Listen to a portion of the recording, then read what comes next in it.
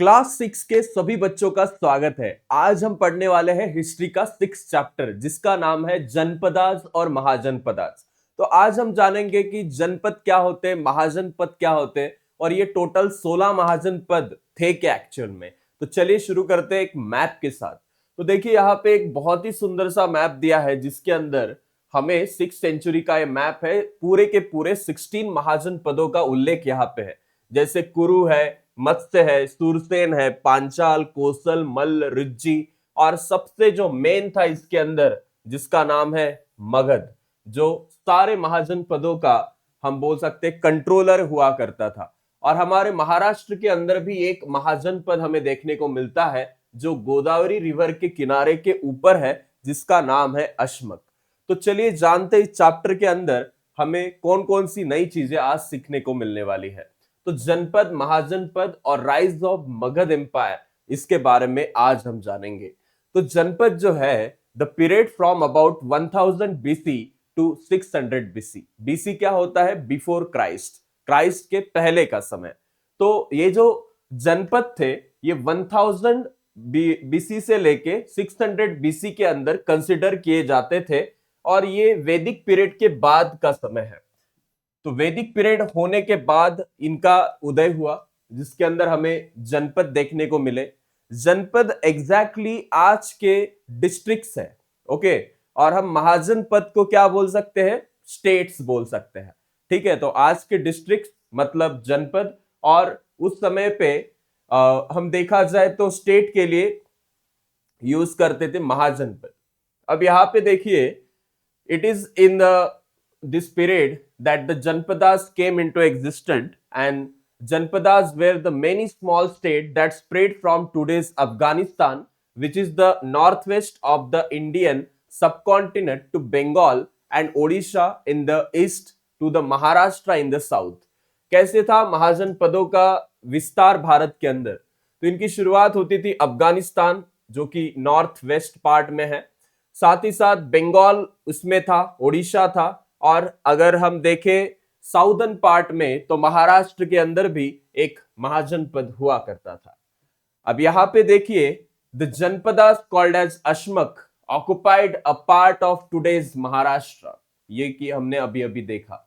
The names of the janapadas can be found in Sanskrit, Pali and Ardhamagadhi literature. हमें जनपदों का जो उल्लेख है और कौन कौन से लिटरेचर में सुनने को देखने को मिलता है? सबसे इंपॉर्टेंट बात संस्कृत में, बाद में पाली लिटरेचर के अंदर, और अर्धमागधी लैंग्वेज जो थी उसके अंदर भी महाजनपदों का उल्लेख देखने को मिलता है। One can also find information about them in the writings of Greek historians. जो ग्रीक लोग हमारे यहाँ पे आए थे, जो आक्रमण हुआ था, उसके अंदर हमें उनके हिस्टोरियंस ने भी जब यहां से गए तो लिख कर रखा था कि महाजनपद एग्जिस्ट करते थे। अब देखिए, one can also find it the Greek historian and some of the janapadas were monarchies while others were republic. बहुत से जो जनपदास हुआ करते थे वो मोनार्की में आते थे। क्या होती है मोनार्की? मोनार्की मतलब जहां पे किसी एक ही राजा का शासन चलता है, उसकी मनमानी चलती है, उसकी डिक्टेटरशिप चलती है, वो जैसे बोलेगा वही सब वहां पे चलता है। वो सब किस में आता है? मोनार्की के अंदर। और रिपब्लिक क्या होता है? रिपब्लिक के अंदर लोग अपना नेता, अपना राजा खुद चुनते थे, और इस मोनार्की में राजा का बेटा आगे चल के राजा बनता था। तो ऐसा इतना सिंपल फर्क है मोनार्की और रिपब्लिक के अंदर। तो अब हम देखते हैं, सम जनपदास हैड अ गण परिषद। यहाँ पे इन्होंने बोला है कि कुछ जो जनपद हुआ करते थे उनके अंदर गण परिषद होती थी जो कि डिस्कशन करते थे सीनियर सिटीजन्स उसके अंदर। Members of Gana Parishad came together for discussions and made decisions regarding administrative issue. तो बहुत से जो गण परिषद के लोग हैं एकत्रित आकर डिसीजंस लेते थे कि एडमिनिस्ट्रेशन कैसे होना चाहिए हमारे जनपद का। The place where this discussion took place was known as the Sathagar. जहां पे चलता था डिस्कशन उसको क्या बोलते थे? संथागार, ओके। तो ये याद रखिए, जहां पे भी ये डिस्कशन चलता था उसको बोला जाता था Santhagar. Gautam Buddha held from the Shakya republic and every janapada had its own coinage. Gautam Buddha जो थे वो किस जनपद से बिलोंग करते थे? शाक्य नाम के रिपब्लिक से। रिपब्लिक मतलब वहां पे उनके पिताजी ही वैसे राजा थे, लेकिन आगे चल करके यहाँ पे जो है क्या होगा वो डिसाइड करेंगे वहां के लोग कि उनका राजा कौन बनेगा। और गौतम बुद्ध जी ने जो है एज 29 में ही गृह का त्याग कर दिया था, अपने घर का त्याग कर दिया था। वो निकले थे शांति की तलाश में, बाद में उनका एनलाइटमेंट हुआ and he was, we can say, you all know about him. बाकी every janapada had its own coinage, हर जनपद का एक अलग उनका सिस्टम था कॉइन्स बनाने का। अब हम हर एक जनपद के बारे में डिटेल में जानते हैं, लेकिन जनपद नहीं बल्कि महाजनपद के बारे में। सो देखिए, पहला जो यहाँ पे है महाजनपद, उसका नाम है कोसल। इसको कोसला भी आप बोल सकते हो।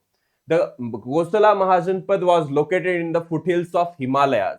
हिमालय के फुटहिल्स के पास से बिलोंग करता था। उत्तर प्रदेश के रीजन में और नेपाल के रीजन में कोसल नाम का महाजनपद आता था। The famous cities of Kosala were Shravasti, Kushavati and Saket. ये तीन सिटीज काफी ज्यादा फेमस थी किसके अंदर? तो ये फेमस थी कोसल नाम के महाजनपद के अंदर, Shravasti, Kushavati and Saket. Shravasti was the capital of Kosala. ऐसे पॉइंट आईएमपी होती है तो आपको याद रखना है कि श्रावस्ती क्या थी, तो कोसल की कैपिटल थी। अब जब ये Gautam Buddha had lived in the famous vihara, जिसका नाम जेतवन था, जो श्रावस्ती में बिलोंग करता था लॉन्ग टाइम एगो, वहां पे गौतम बुद्ध बहुत टाइम पे रहे हैं, बहुत टाइम के लिए रहे हैं। द कोसला किंग प्रसेनजीत, ये भी पूछ सकते हैं कि कोसल का राजा कौन था, तो उसका नाम है Prasenjit. Was a contemporary of Buddha and Vardhaman Mahavir. ये उस समय से बिलोंग करते थे जिस समय पे गौतम बुद्ध और महावीर रहते थे, वो नाम है प्रसेनजीत, वो बिलोंग करते उस टाइम को।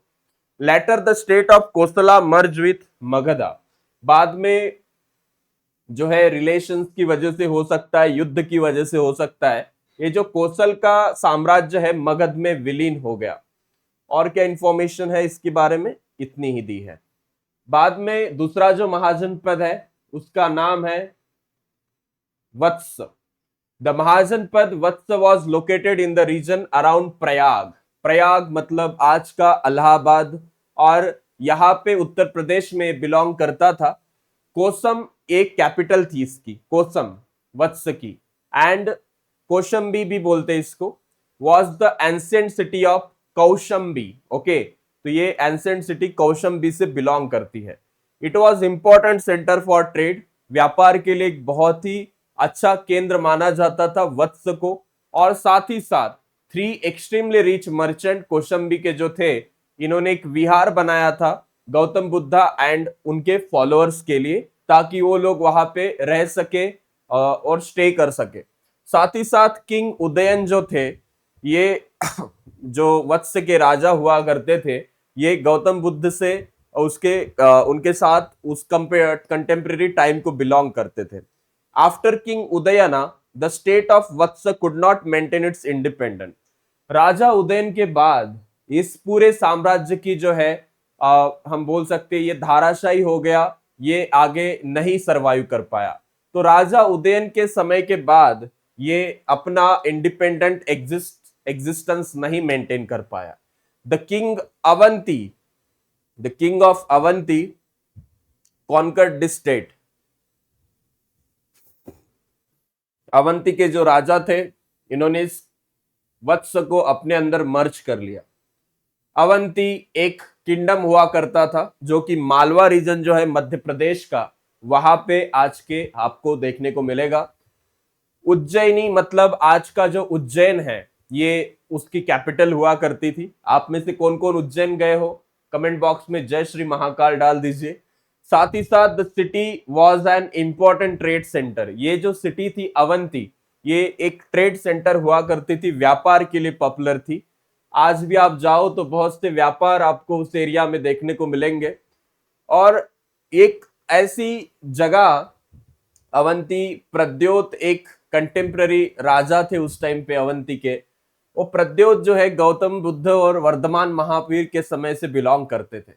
During the reign of king Nandivardhan the state of Avanti was merge into Magadha empire. तो अवंती ने वत्स को जैसे कैप्चर किया, बाद में अवंती को मगध ने कैप्चर किया और मर्ज कर दिया मगध के अंदर।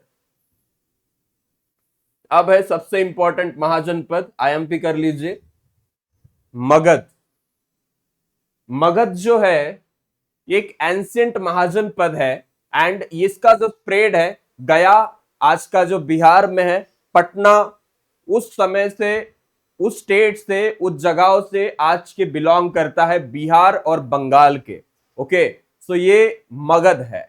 मगध जो है द कैपिटल इसकी जो थी ये थी राजगृह, जिसको राजगीर भी बोला जाता था। तो मगध की कैपिटल अगर आपको पूछे तो आपकी आनी चाहिए। साथ ही साथ the Bimbisara palace was built by the architect Mahagovinda. एक बहुत ही पॉपुलर उस टाइम के आर्किटेक्ट थे जिनका नाम था महागोविंद। इन्होंने मगध का पैलेस बनाया था। साथ ही साथ जीवका एक फेमस फिजिशियन मगध से बिलोंग करते थे, एक बहुत ही उत्कृष्ट वैद्य थे उस टाइम के, और उनका संबंध मगध से आता है, जीवका।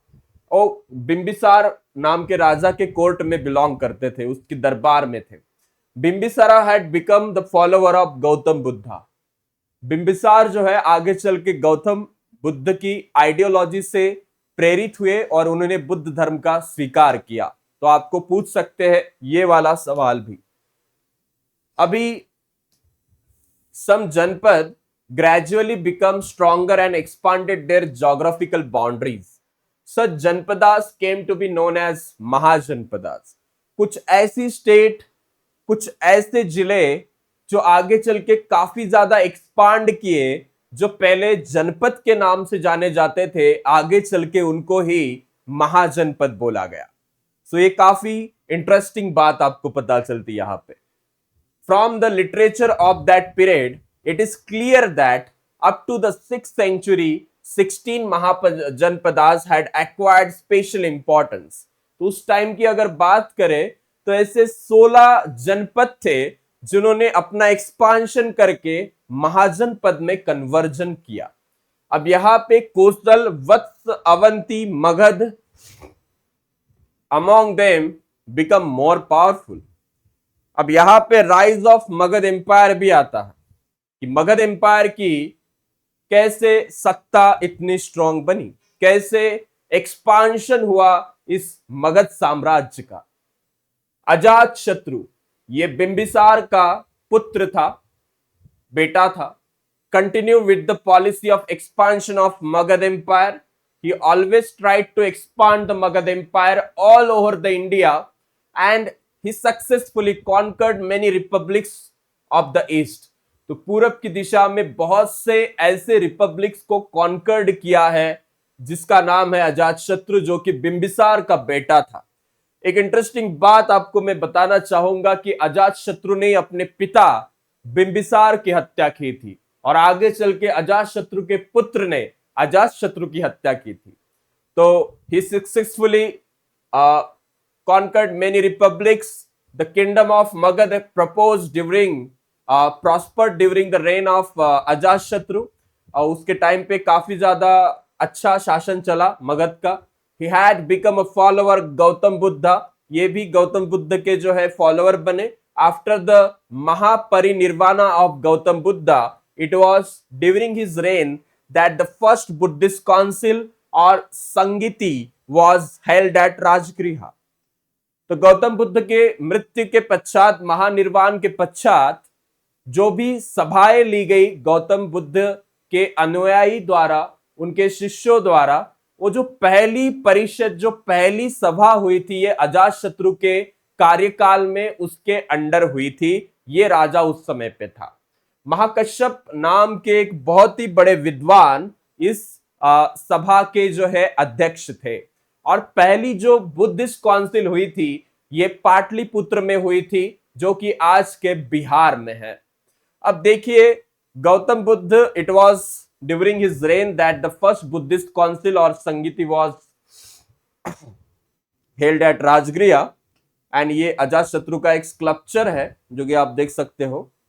The foundation for the new capital Patligram of Magda was laid during the Ajatashatru period. Later it became famous as Patliputra. Patliputra was probably in the vicinity of today's Patna city. शुरुआत के समय पे जब अजातशत्रु ने सोचा कि उसकी capital क्या बनाई जाए, तो उसके दिमाग में नाम आया पाटलीग्राम का. और यही पाटलीग्राम आज पाटलिपुत्र के नाम से जाना जाता है, जो कि पटना सिटी आज की जो है उसके विसिनिटी के साथ बिलोंग करता है. The noteworthy successor of Ajatashatru was the Magadha king Shishunaga. Ajatashatru के बाद जो राजा बने उनका नाम था Shishunaga. And he annexed the kingdoms of Avanti, Kosala. Also he annexed the kingdom of Vatsa and Magadha. Vatsa to Magadha. मतलब बाकी जितने भी पावरफुल किंगडम्स थे उनका पूरा जीत कर मर्ज इसने किसके अंदर कर दिया?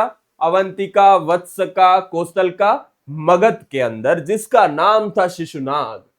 Nearly the entire reign of northern India came under the control of Magadha, and that was how the Magadha empire took shape.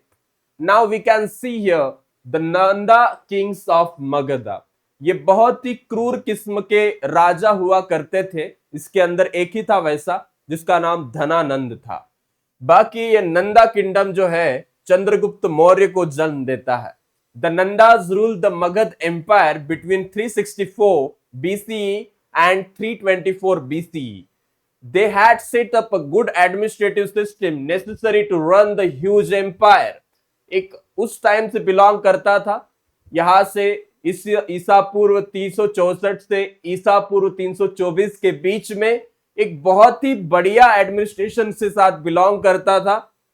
आपने चाणक्य जी का नाम सुना होगा, अर्थशास्त्र नाम का जिन्होंने ग्रंथ लिखा है, इसी से बिलोंग करते थे. They had a huge 4 column army of infantry, cavalry, chariots and elephant. बहुत बड़ा इनका सैन्य था, हाथी, घोड़े सब था इनके पास. साथ ही साथ Nanda also introduce the system of standard weights and measure. यही नंद साम्राज्य है जिन्होंने स्टैंडर्ड वेट और मेजरमेंट का जो है आविष्कार उस समय पे किया था. King Dhanananda was the last king of the Nanda dynasty. ये बहुत ही हम बोल सकते क्रूर किस्म का अपनी लाइफ को अय्याशी आलसी तरीके से जीने वाला राजा था, जिसका प्रजा की तरफ बिल्कुल भी ध्यान नहीं होता था. And by this time the Magadha empire has extended up to the Punjab in the west. However during the Dhanananda's reign, the ambitious youth of Chandragupta Maurya owned Patliputra and ended the Nanda regime and laid the foundation of Maurya Empire. यहाँ पे एक बहुत ही सुंदर story आती है. इस धनानंद के दरबार में चाणक्य नाम के एक बहुत ही बड़े विद्वान रहा करते थे. और क्या हुआ कि चाणक्य जी का एक बार भर सभा में अपमान हुआ, क्योंकि वहां से अलेक्जेंडर भारत में आक्रमण उस टाइम पे करने वाला था और राजा बिल्कुल ही उसकी तरफ जो है हम बोल सकते हैं दुर्लक्ष्य कर रहा था, ध्यान नहीं दे रहा था. चाणक्य जी का अपमान हुआ, उन्होंने वहां पे अपनी चोटी बांधी और कहा, ये चोटी की गांठ मैं तभी छोड़ूंगा जब तुम्हारा शासन यहां से खत्म होगा. चाणक्य ट्रेन करते एक छोटे से हम बोल सकते यंग बच्चे को जिसका नाम चंद्रा था. बाद में यही बच्चा चंद्रगुप्त मौर्य बनता है और जो है इस धनानंद को अपनी चेयर से हटाकर नंदा डायनेस्टी का जो है विनाश कर देता है. In the next chapter, we will read about the foreign invasions of the western and northwestern frontiers of India during the rise of Maurya Empire. Also, we will read about the Maurya Empire in the great detail. So, इसके अगली chapter में हम काफी अच्छे से पढ़ेंगे कि detail में मगध एम्पायर और चंद्रगुप्त मौर्य की कहानी क्या है. बाकी यहाँ पे आप 16 महाजनपद देख लीजिए उनके कैपिटल के साथ. काशी जिसकी कैपिटल थी बनारस, कोसल की थी लखनऊ, मल्ल गोरखपुर, वत्स की थी इलाहाबाद, चेडी की कानपुर, कुरु दिल्ली, पांचाल की रोहिलखंड, मत्स्य की थी जयपुर, मतलब आज के ही है, ये जयपुर है आज के। एंड शूरसेन जो मथुरा, अशमक औरंगाबाद महाराष्ट्र जो कि संभाजीनगर महाराष्ट्र के नाम से जाना जाता है, अवंती की कैपिटल उज्जैन थी, Anga Champa east Bihar, Magadh south Bihar, Vrijji north Bihar, Gandhara Peshawar और कंबोज ये आज के गांधार के पास बिलोंग करता है। तो देखिए व्हाट इज मीन बाय जनपद, तो ये आपको पता है। And what is mean by mahajanapada, तो ये क्वेश्चंस आपको एग्जाम में आने वाले हैं। Where was the first Buddhist council held, तो आपको पता होना चाहिए कहां पे हुई थी, राजगृह में, ओके, या पाटलिपुत्र में। चलिए देखते हैं किस किस ने ध्यान से सुना था पूरा क्लास, कमेंट बॉक्स में आंसर कीजिए। Who introduce the system of standard weight and measure, तो इसका आंसर भी आपको पता होना चाहिए, मगध साम्राज्य के अंदर। और इसके बाद में ऐसे वन लाइन वाले क्वेश्चन आते हैं। आपको ये क्वेश्चन भी आता है, संगीति मतलब क्या होता है, परिषद होता है। धनानंद कौन था, नंदा राजा था। पाटलीग्राम का नाम क्या हुआ आगे चल के और किससे बिलोंग करता है, अजात शत्रु से। तो इतने सिंपल सिंपल सवाल आपको आते हैं। साथ ही साथ आपको ये टेबल आ सकता है जिसके अंदर वत्स का लोकेशन क्या है, उसकी कैपिटल कौसंबी, प्रद्योत कौन से डायनेस्टी से बिलोंग करता था, ये सब चीजें आपको अवंती वगैरह इसमें लिखना होता है, जो कि बहुत ही सिंपल होता है। इसके बाद हम देखेंगे 7th चैप्टर जिसका नाम है India during the Mauryan period. Okay, so thank you so much. ये बहुत ही इंटरेस्टिंग तरीके से हम पढ़ने वाले हैं, इसमें आपको मजा भी आएगा। मिलते हैं अगली क्लास के अंदर। ओके, हाँ ये यहाँ पे ठीक है। Thank you so much. Comment कर दीजिए जितने भी सवाल मैंने पूछे हैं और आपकी क्या रिक्वायरमेंट है वो भी इस कमेंट बॉक्स के अंदर जरूर डालिए।